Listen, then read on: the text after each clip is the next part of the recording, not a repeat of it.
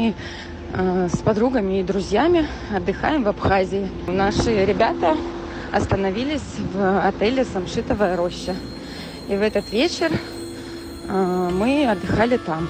Мы пришли в ресторан, находящийся на территории этого отеля. Заказали еды, танцевали, веселились. Со стороны подошел какой-то парень и начал приставать к девчонкам, то есть положил им руки там на плечи.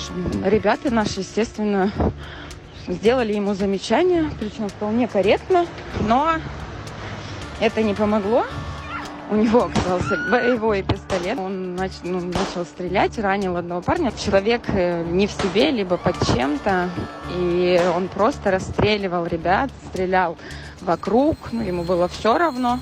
Ребята боролись, он убежал, зарядил еще одну обойму и просто прибежал расстреливать их, лежащих в крови. Ужас всей этой ситуации в том, что никакой персонал отеля не пришел на помощь. То есть в конце уже люди из самого отеля приходили, а никто, то есть не охрана.